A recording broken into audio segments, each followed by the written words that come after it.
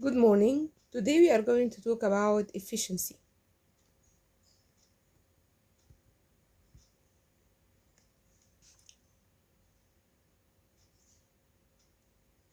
If you would like to evaluate government activities, so we have to start with the role of market in allocating resources.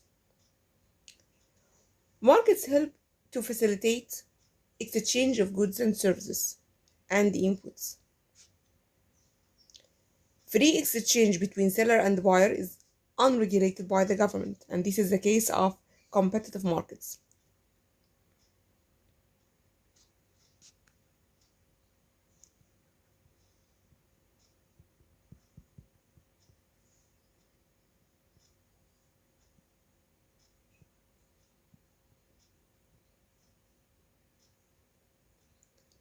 So competitive markets means free exchange of goods and services and inputs.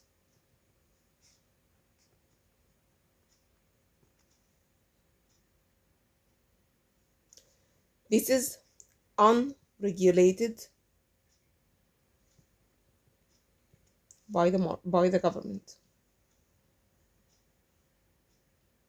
So competitive markets helps to achieve high return or high economic performance.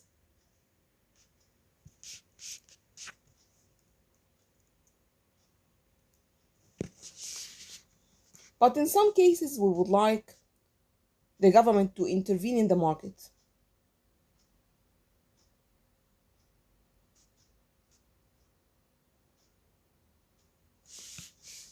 This is going to happen if there is no perfect competition or there is no competitive market, just like the case of a monopoly. So why? As in case of monopoly, market forces are not going to help to achieve efficiency. So before start talking about efficiency, we would like to know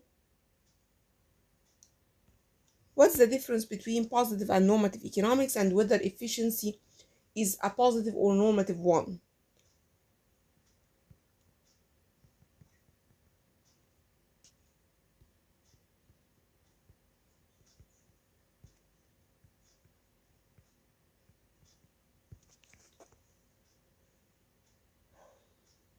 What's positive economics? In case of positive economics, we are going to talk about facts.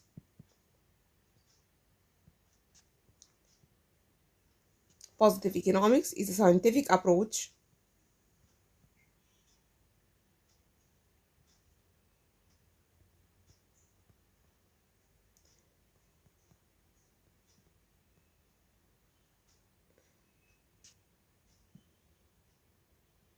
to analyze the established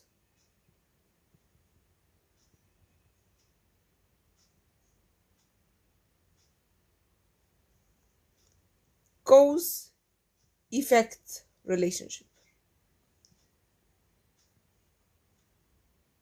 among the variables.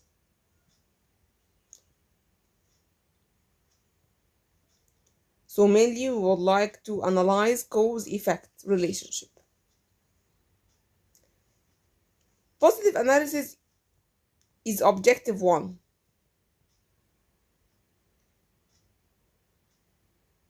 Without any judgment, without any recommendations. Okay? Without identifying whether it is good or bad. So it's like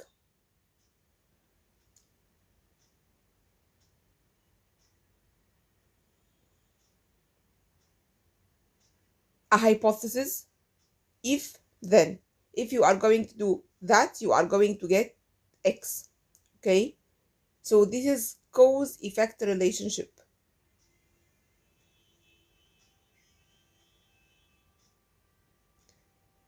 For example, we would like to make a new road or widen a road.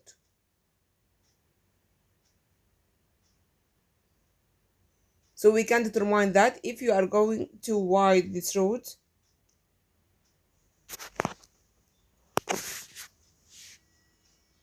this is going to help to reduce time.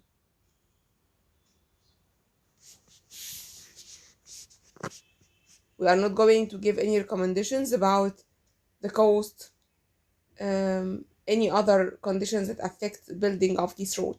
Okay. What about normative economics?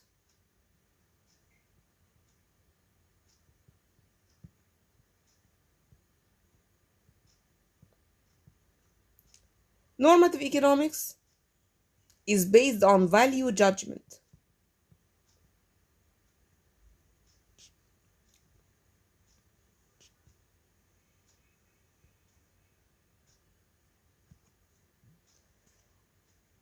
About what is desirable or what should be done.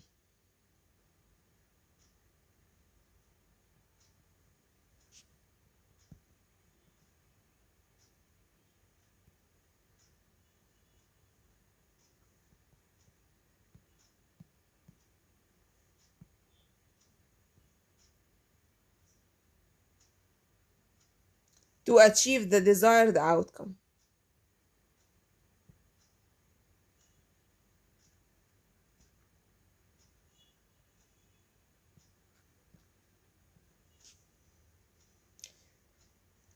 So it is designed to formulate recommendations.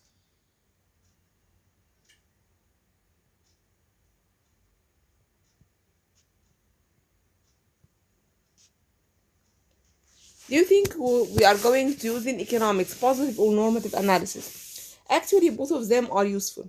So we are going to depend on both of them. You cannot give recommendation without understanding the situation itself. So with respect to positive economics, you are going to analyze the actual situation. And with respect to normative economics, you are going to give recommendation in order to make it much more better. So what about efficiency or our main target? Efficiency is a normative criteria.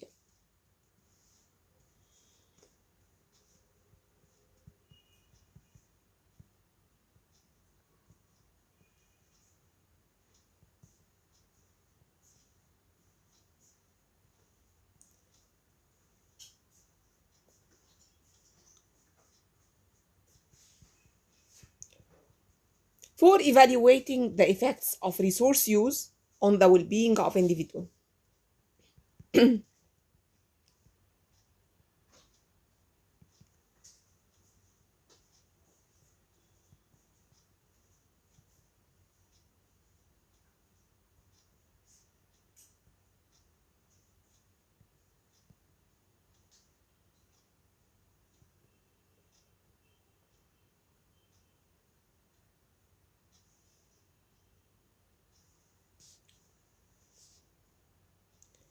So what's meant by efficiency criterion? Efficiency criterion is satisfied when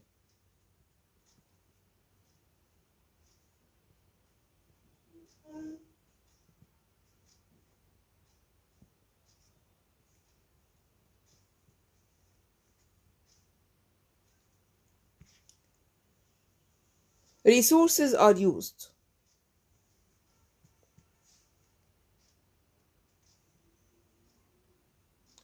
over any given period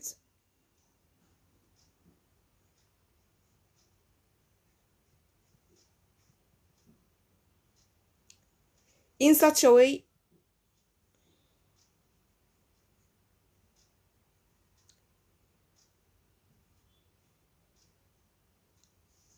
as to make it possible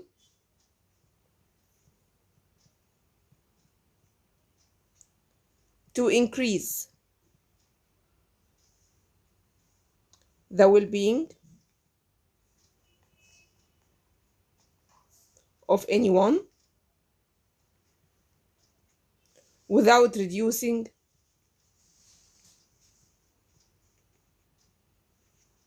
the well-being of any other person.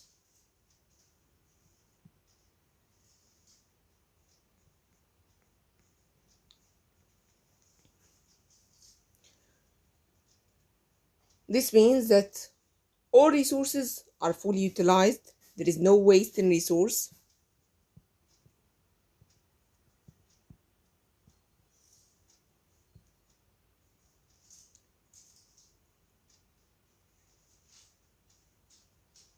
Okay, so if you would like to increase well-being of Mr. X, you have to decrease well-being of Mr. Y, as all our resources are fully utilized. This is known as Pareto optimality.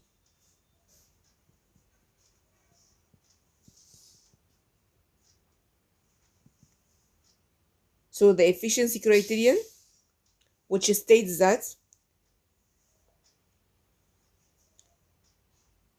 it's impossible to increase the well-being of anyone without reducing the well-being of another, can be referred to Pareto optimality.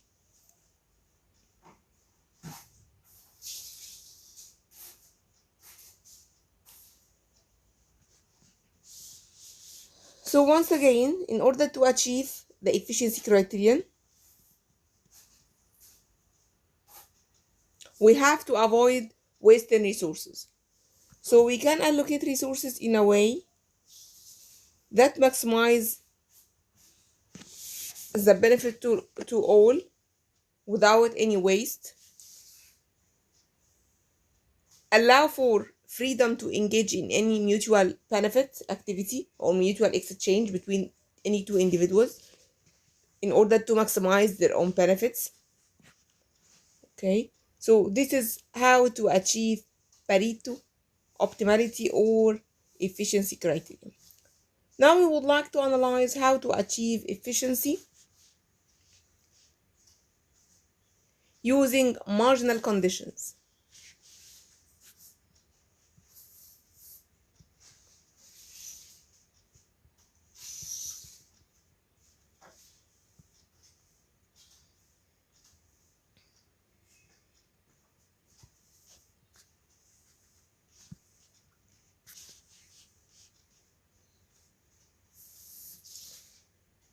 It's just like making a cost benefit analysis.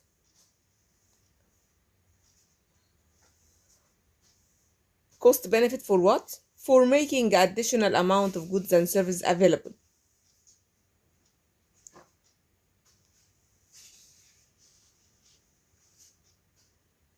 So we are going to make a cost benefit analysis for making an additional amount of goods and services available so that we can identify whether the existing allocation is efficient or not.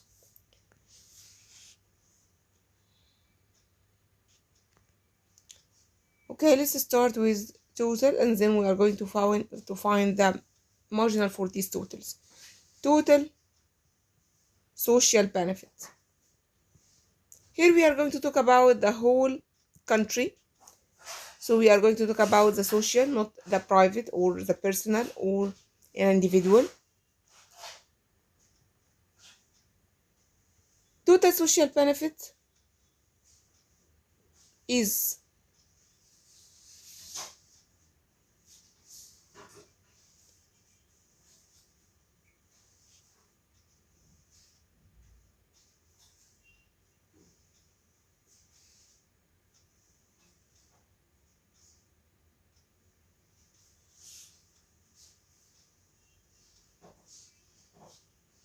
satisfaction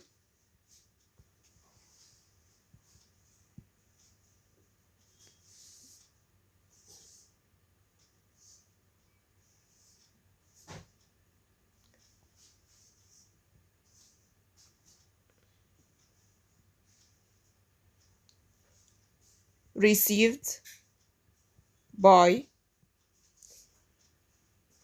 received from consuming any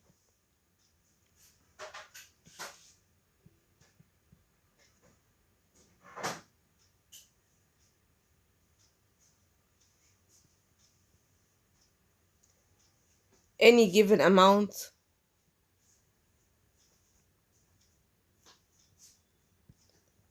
of economic goods and services أو economic goods.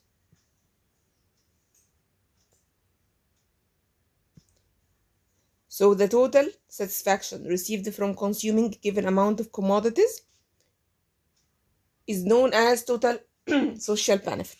What about the marginal social benefit?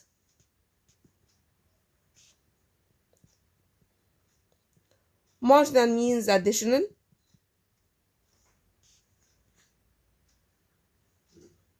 So is the extra benefit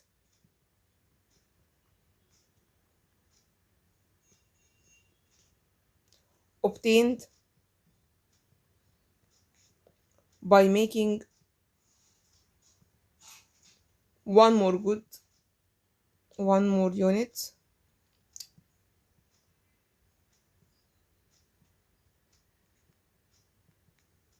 of a good available.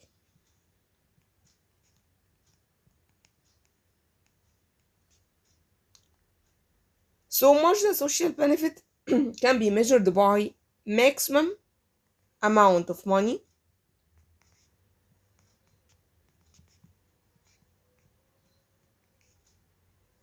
given up to obtain extra units.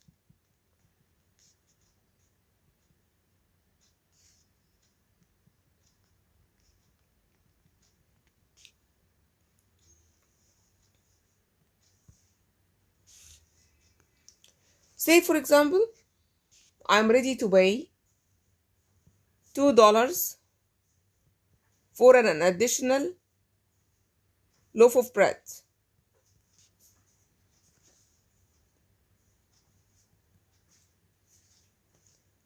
So this is the marginal social benefit I'm going to get from consuming one additional loaf of bread. So once again, if you are going to talk about total benefit you are going to get from consuming all commodities, this is known as total social benefit. But if you would like to add one more unit to consume one more unit, this is known as marginal social benefit. It can be measured as the maximum amount you would like to pay for consuming one additional unit of the commodity.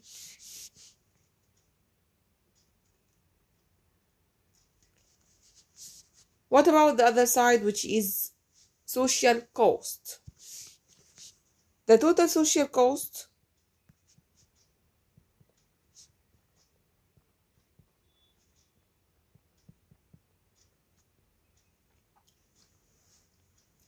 is the value of all resources necessary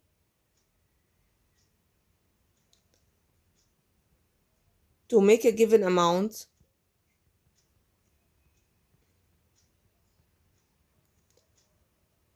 of the good available.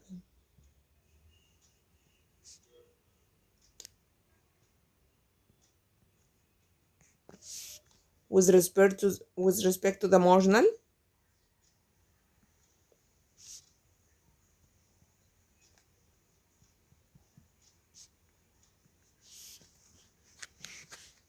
is the minimum sum of money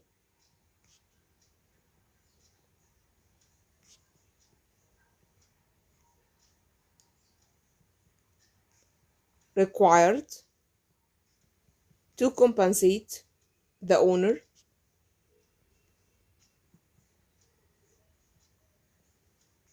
of inputs used in production.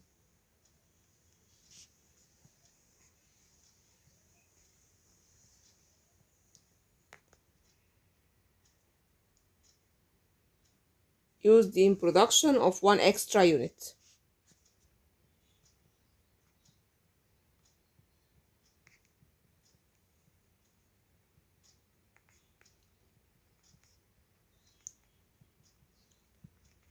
Okay, returning back to the loaf of bread. If you are going to pay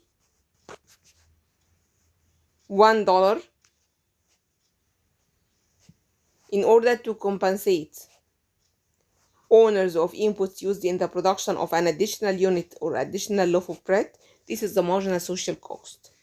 So $1 is the marginal social cost of producing one additional unit of loaves of bread. Okay, now we would like to illustrate this graphical and in order to identify how we would like to maximize our benefit. Let's start with the total social cost and benefit and then the marginal ones.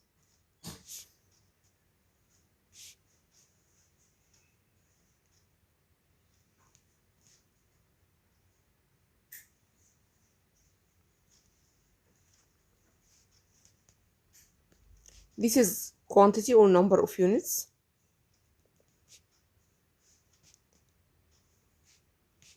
And this is total social benefit and total social cost.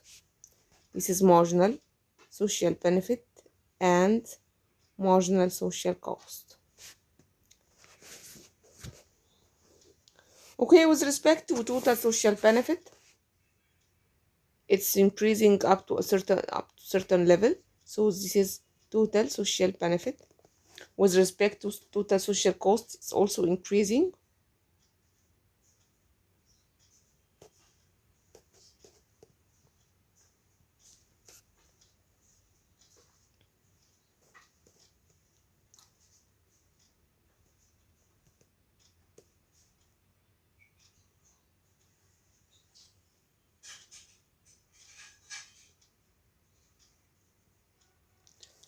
While with respect to marginal social benefit, it's negatively sloped.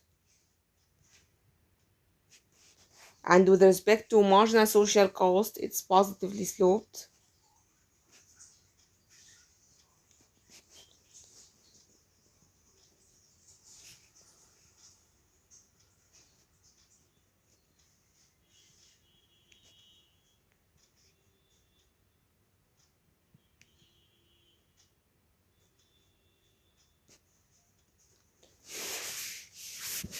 Okay.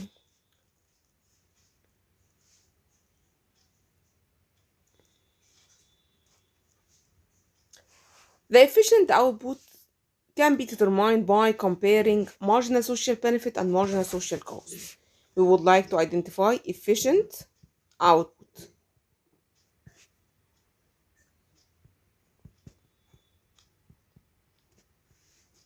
What is the quantity that should be produced of all commodities in order to achieve efficiency, in order not to waste resources? This can be determined by intersection of marginal social benefit and marginal social cost. So let's compare three different quantities.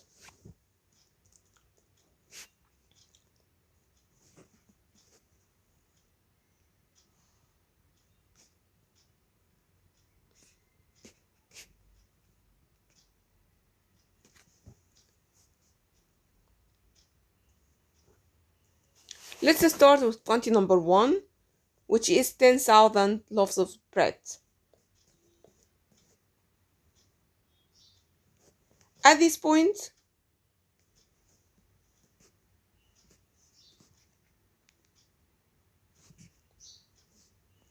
marginal social benefit is much more higher than marginal social cost.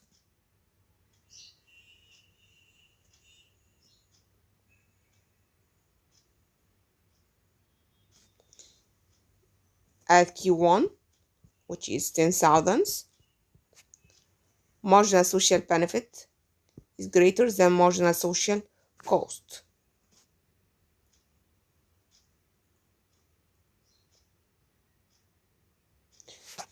This means that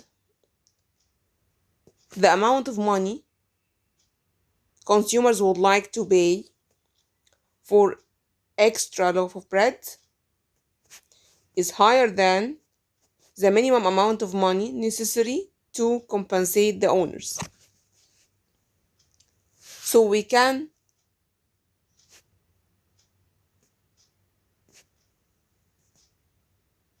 produce additional unit without making anyone else worth off. So this is an inefficient point.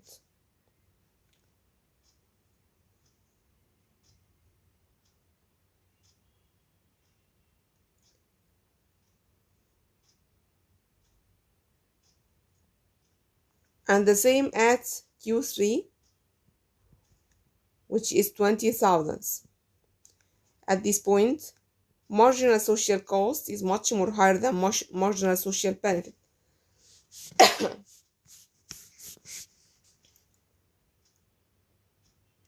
So you are going to pay for the production of a commodity. People are not going to be ready to pay for it in order to get benefit for it from it. Okay, what about quant number 2? At Q2, which is 15,000, marginal social benefit equals marginal social cost, which means that the minimum amount which is required to compensate owners is equivalent to the maximum amount consumers are willing to pay. And this is the efficient production or the efficiency condition, as at this point there is no tendency to change or to add or to produce any more units or to consume any more units. If you are going to increase consumption, so the benefit you are going to get is much more lower than the cost. If you are going to decrease, so you can make someone better off without making someone else worse off.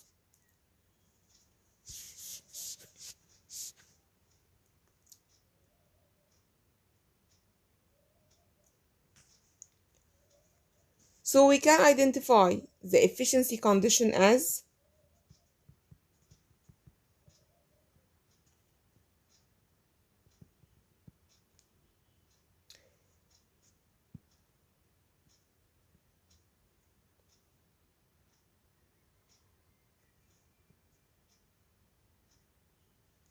efficiency can be achieved when marginal social benefit equals marginal social cost.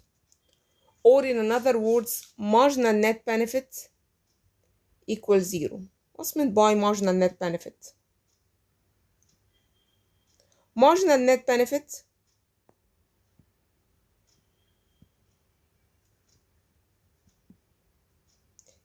is the difference between marginal social benefit and marginal social cost.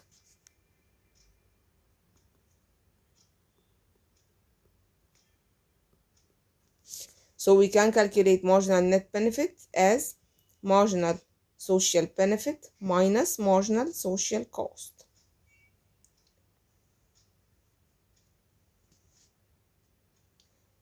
When marginal net benefit is positive,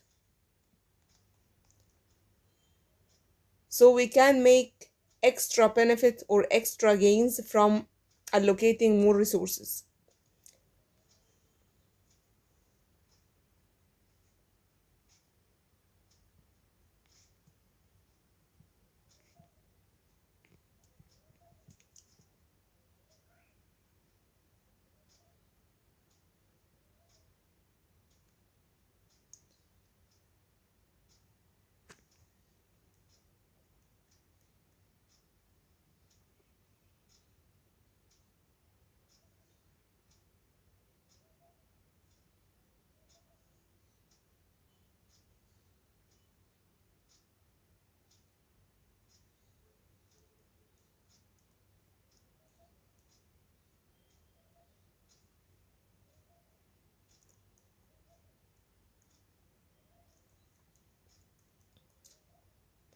And of course, if it is negative, you cannot produce this combination, or the production of this combination or this quantity will be very costly. Okay, so the best or the efficient point is when marginal social benefit equal marginal social cost, or when marginal net benefit equals 0. If you are going to refer it to the total instead of the marginals, so when the highest difference between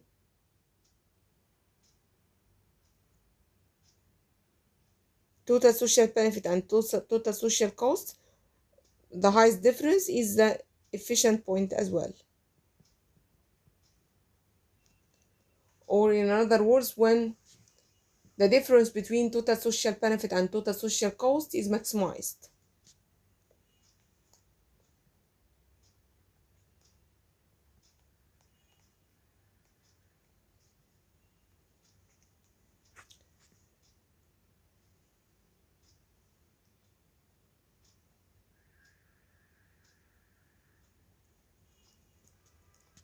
Okay, so once again, efficiency condition would be achieved when marginal social benefit equal marginal social cost, or when marginal net benefit equals 0, or when the difference between total social benefit and total social cost is maximized.